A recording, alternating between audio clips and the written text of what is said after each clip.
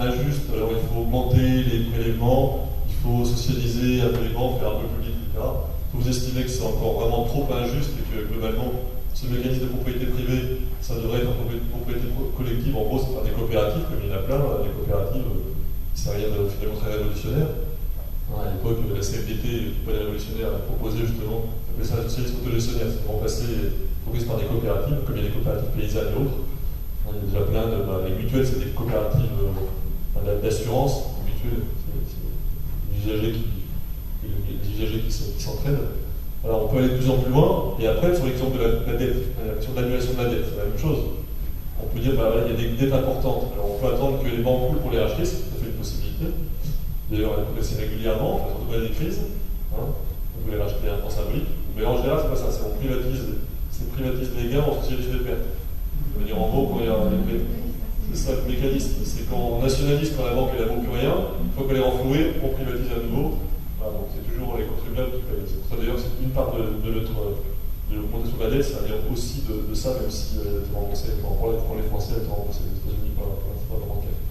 L'essentiel de cette démarche a été faite en 29. C'est exactement ce qui s'est passé. Personne n'est venu au secours des banques et elles ont tout coulé.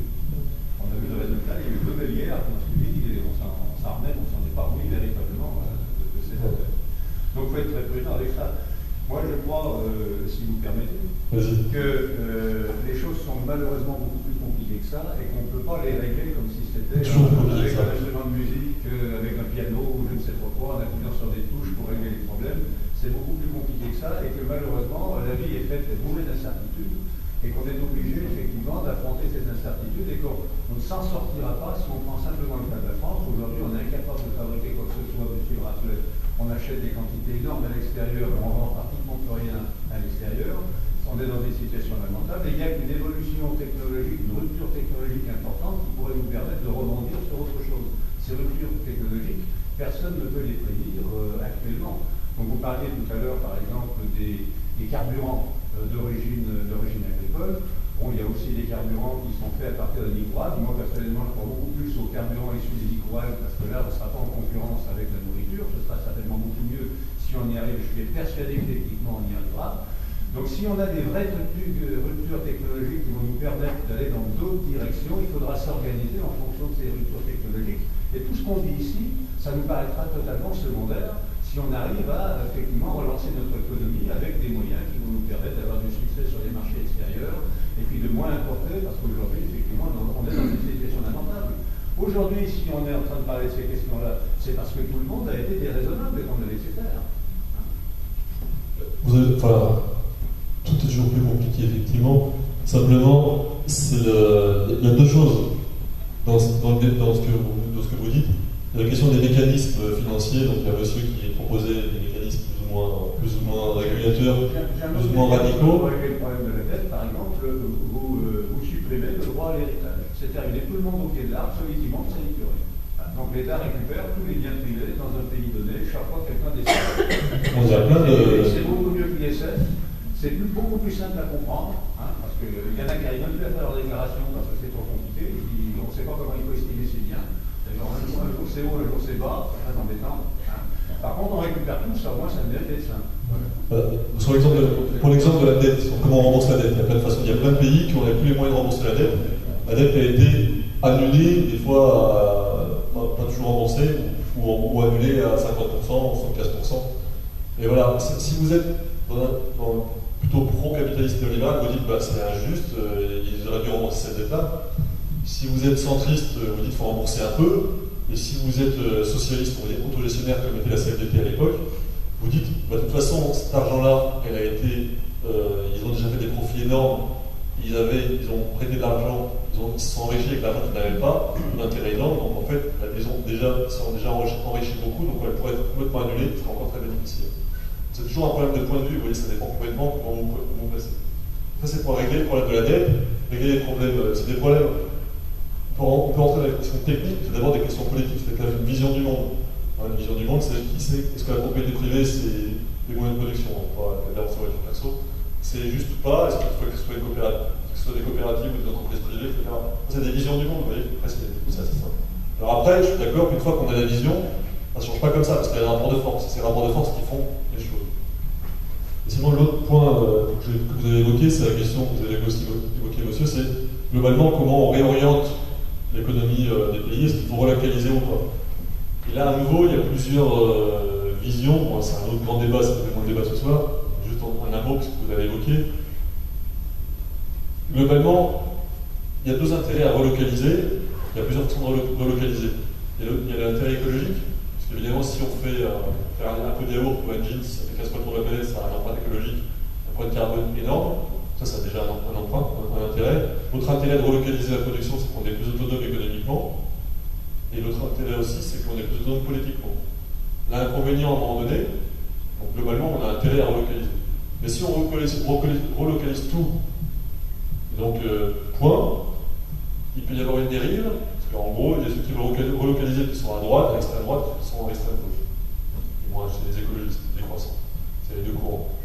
Ceux qui sont à l'extrême droite, ils vont faire quoi? Ils relocalisent, point, et donc pour servir des intérêts nationaux. Mais par contre, ils vont continuer à aller exploiter les pays du Sud, éventuellement, et à pouvoir leur récupérer l'uranium ou les hydrocarbures à bas prix. C'est la vision d'extrême droite. Ceux qui sont plutôt de côté de l'échiquier, plutôt vers la gauche, ils vont relocaliser aussi pour retrouver l'autonomie, éviter l'évolution, etc. Mais ils vont faire en sorte de chercher en sorte qu'il y ait quand même de fédérer les choses au niveau européen, au niveau mondial, qu'il y ait des normes sociales européennes et mondiales, qu'il y ait des normes environnementales, qu'il y ait des normes fiscales, voilà, qu'il y ait les deux. En gros, c'est on relocalise la production, en particulier, et éventuellement les monnaies aussi d'ailleurs, mais on essaie de fédérer au niveau européen et mondial en même temps. Donc en fait, pour simplifier, ce serait une relocalisation fédéraliste. Donc il y a les deux systèmes en même temps. Parce que d'un côté, on arrive à un système nationaliste, et puis si à l'inverse, on fait que du fédéralisme ou que du centralisme, ça devient un État mondial, et il n'y a même plus les contre-pouvoirs des nations. Et là, c'est encore pire. Et pour la monnaie, il pourrait y avoir une monnaie commune, c'est une proposition faite par Bruno Terret, par exemple, ou aussi par d'ailleurs Keynes. Il pourrait y avoir une monnaie commune mondiale, et aussi des monnaies nationales et des monnaies locales. Qui imprime cette monnaie? Qui sera détenteur de la capacité d'émettre cette monnaie? Et bien à ce moment-là, ça serait. La richesse, c'est bien quand tu émets de la monnaie. Oui, ben voilà. Donc après la question justement, c'est là qu'il y a, à la limite, les gens de droite et de gauche, les économistes de droite et de gauche, les politiques de droite et de gauche peuvent être à peu près d'accord, c'est qu'il faut éviter d'aller trop loin, même quand c'est une création de l'État public. Il faut essayer d'éviter d'aller trop loin dans le planche à billets. Ça, je crois qu'on est tous d'accord aussi avec ça. Et donc pour le contrôler, il faut que ce soit démocratique. Et pour que ce soit démocratique, il faut qu'il y ait par exemple une banque publique qui s'en occupe, ça peut être une banque centrale mondiale éventuellement. On reprend déjà l'exemple français, c'est déjà plus facile. Si c'est une banque, si c'était la banque publique, la banque centrale française ou européenne, il faudrait que ce soit contrôlé par les usagers, par les citoyens, et donc qu'il y ait plusieurs instances, que ce ne soit pas uniquement un Premier ministre de l'économie qui contrôle. Il faudrait qu'il y ait des instances locales pour pouvoir éviter justement cette. Même s'il y a une création monétaire, même s'il y a un investissement, qu'elle soit régulée, qu'elle ne soit pas faite de façon différente. Oui. Donc, moi, je voudrais répondre à la question politique. Hein, parce que moi, je ne le cacherai pas. Moi, personnellement, je suis engagé politiquement au Front National. Donc, ce qui m'étonne, c'est un petit peu la manière dont vous parlez des choses. C'est-à-dire que vous semblez dire, voilà ce que ferait tel et tel groupe dit de gauche, c'est ça, ce que ferait tel et tel groupe de droite, c'est ça. En fait, tout ça, c'est votre imagination de l'avenir. Ce que font pour le moment les partis qui sont, disons, on peut le définir comme ça, à gauche du Parti Socialiste, c'est tout simplement de soutenir le Parti Socialiste, qui lui-même augmente de plus en plus la dette dont on parle. Ça, c'est la réalité. Votre spéculation, elle n'a rien à voir avec ça. Quelle spéculation? Je veux dire, la spéculation, ce que vous avez appelé plus ou moins l'extrême gauche, arrangerait les choses. Alors que c'est tout le contraire que l'on constate. Et justement, s'il y a un remède à la situation que l'on vit, c'est celui de ne pas maintenir au pouvoir ceux qui s'y comportent mal. Du moins, c'est comme ça que moi je dois être ceux d'avant qui étaient bien meilleurs. Alors, je n'ai pas parlé Ah mais vous parlez de Georges Pompidou. Vous oubliez de dire que son ministre de l'économie, au moment de la loi de 1973, était Valéry Giscard d'Estaing. La même famille politique. Pardon? La même famille politique. Oui, évidemment, c'était son successeur.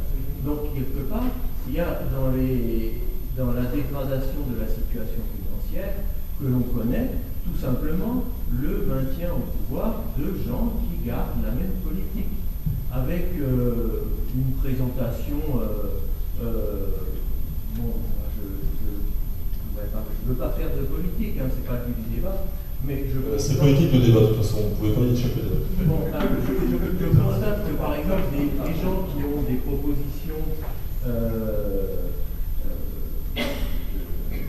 de type gauche sont des gens qui soutiennent le Parti socialiste, qui lui-même va faire un certain nombre de choix qui ne sont pas du tout les mêmes que la politique qu'eux-mêmes ont décrite. C'est tout simplement un phénomène qui n'a pas de solution. Alors, pour faire la nuance par rapport à ce que vous dites, les propositions que j'ai faites pour l'attaque, c'est pas un parti politique, mais bon, défendre des idées politiques. C'est quasiment pareil, ça ne fera pas aux élections. Donc c'est plus ces idées d'attaque que j'ai mis en avant. Je n'ai pas parlé du front de gauche, ce dont vous parlez. Mais ceci dit, il n'y a pas beaucoup de différence au niveau des orientations. Il y a une différence importante, où je suis d'accord avec vous, c'est sur en l'occurrence, le front de gauche. Je pense à peu près tous les acteurs du front de gauche c'est pas la ligne que vous décrivez, c'est juste. C'est que si on prend Mélenchon, donc, qui était parlé pour le front de gauche, au moment des présidentielles, il a expliqué que c'était un des seuls d'ailleurs qui parlait de la création, du problème de création monétaire, du fait qu'elle avait été privatisée, qu'on ne pouvait plus emprunter, donc c'était déjà pas un des seuls avec l'extrême droite. D'ailleurs, ça lui a causé quelques problèmes par moment à cause de ça. Simplement, c'est qu'il a énoncé les choses, mais il n'a pas été au bout du raisonnement, consistait à dire effectivement qu'il faudrait. Enfin, ils ont aussi demandé à ce que ce soit la Banque Centrale Européenne qui fasse à nouveau, qui prête aux États. Mais où je suis d'accord avec vous, c'est qu'à un moment donné, il y a un problème de cohérence dans le raisonnement, et d'ailleurs certains d'attaques sont aussi dans ce problème-là, c'est que, et c'est là que je vais au bout du raisonnement, c'est qu'il ne suffit pas de dire on veut plus d'Europe sociale, on veut plus d'Europe, on veut une création monétaire publique, etc., à l'infini. Si l'Europe est de plus en plus néolibérale, de plus en plus à droite, ben on n'y arrive pas, parce qu'en gros, c'est ce qui se passe. Donc la cohérence, à un moment donné, c'est certains attaques qui proposent ça, c'est de dire, et ça c'est ce qu'effectivement ne fait pas le front de gauche, c'est de dire, si on veut, il faut créer un rapport de force, parce que sinon c'est pas juste des problèmes techniques et juridiques. Il faut créer un rapport de force, donc il faudrait que le président au pouvoir dise, nous, ce que sera proposé la classe aurait dû faire, ou la Banque centrale prête aux États, mais comme elle ne veut pas, et bien dans ce moment-là, on demande à notre banque centrale française de prêter à notre État, et si ça ne vous plaît pas, mettez-nous en dehors de l'euro. Mais comme la France est un pays puissant, il y a de chances que les autres États se mettent à faire la même chose et que ça fasse un basculement. Et effectivement, c'est la limite du raisonnement, à mon avis, du front de gauche, c'est de ne pas oser proposer ça, parce qu'évidemment c'est une provocation forte, mais ce serait la logique plus cohérente. Moi, je ne suis pas d'accord avec votre... Bon, la répartition gauche-droite, elle est beaucoup trop simpliste, et moi, personnellement, je ne considère pas que le Front National, dont je suis membre, soit un parti d'extrême droite. Mais ça, c'est ma vision des choses.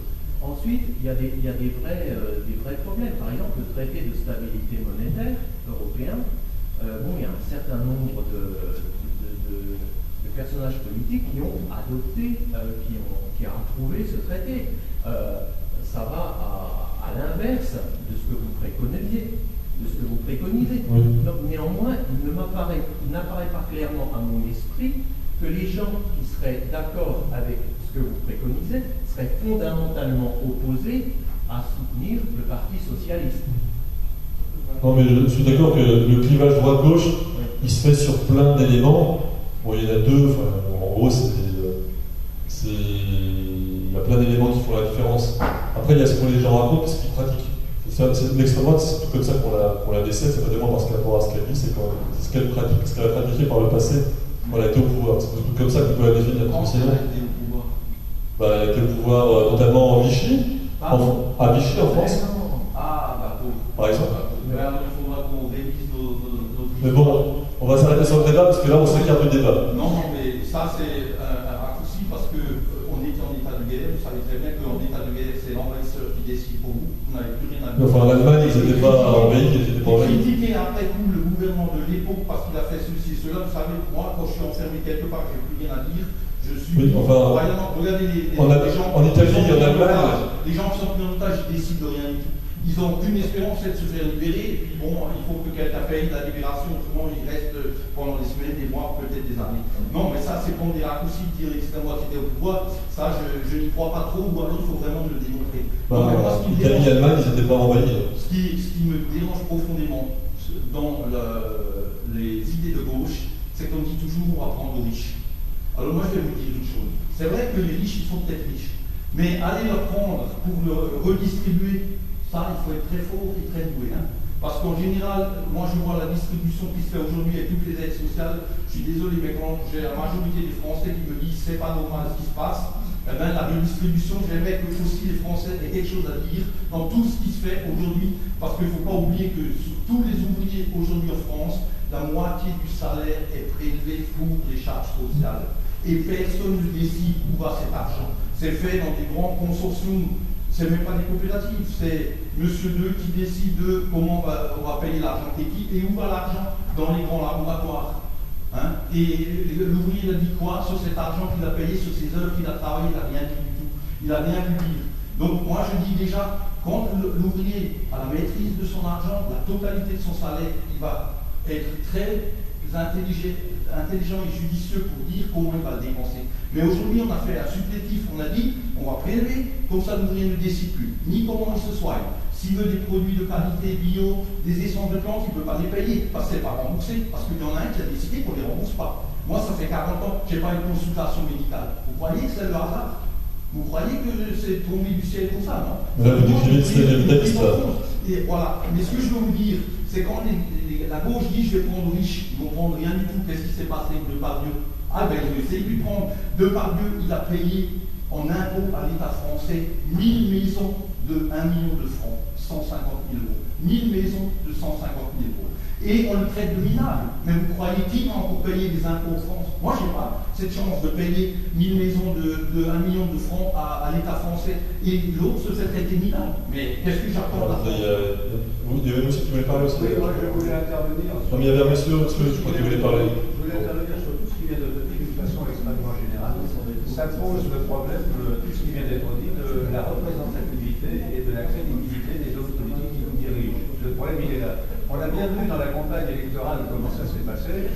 Il y en a un qui a tiré ostensiblement à gauche, l'autre a tiré ostensiblement à droite, et ils représentaient chacun ni le centre, ni rien du tout, effectivement. Les gens qu'on a choisis et les gens qui sont en place, aux yeux d'un certain nombre de Français, ne sont pas crédibles ni efficaces pour des raisons X.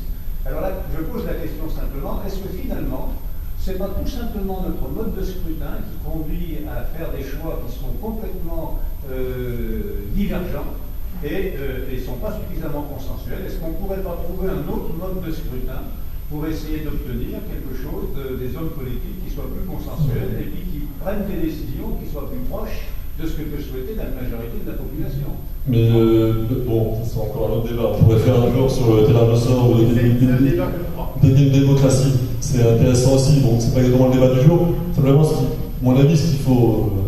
Je veux bien qu'on prenne. Oui, parce que si on continue sur ce régime-là, on ne va pas aller bien loin. Je crois qu'en général, c'est la représentativité des élus. Non, mais c'est pour ça qu'on peut parler de tout, mais il faut quand même toujours le relier à notre sujet du jour, la dette. Absolument. Alors, en l'occurrence. Je vous rappelle que vous avez une question à laquelle vous avez promis de me répondre. Ah, je vous répondrai après. Je vais repasser encore parce que du coup, je vais oublier. Et Nab qui veut parler. Oui, allez-y, Nab.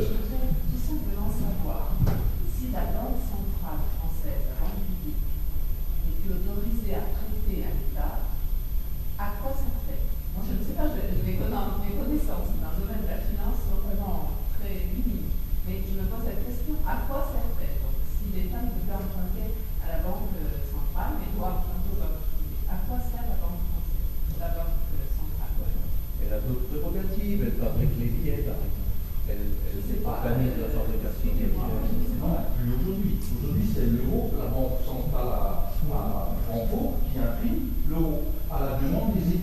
Mais ils devaient respecter la création de richesse, comme monsieur disait, et ça n'a pas été respecté. C'est pour ça qu'on est parti dans les dérives de déficit budgétaire. Mais pourquoi est-ce qu'on... Est-ce qu'on peut donner la parole, monsieur, pour répondre? Non, mais là, je n'ai pas une connaissance très approfondie sur la question de la Banque centrale française. Simplement, c'est que depuis, effectivement, que le mécanisme, alors qu'on avait vu en 73, donc c'était la Banque centrale, Lyon, il y a une privatisation des classes monétaires qui s'est faite en 73. À partir du traité de Maastricht, ça a démarré pareil au niveau européen pour toutes les banques européennes. Donc, du coup, la Banque centrale française a un rôle beaucoup moins important. Ça devient presque, disons, c'est une succursale de la Banque européenne. Elle n'a plus que des tâches techniques, administratives, elle n'a plus de rôle quasiment politique. Ils font des études, des rapports, il y a quand même un travail de gestion.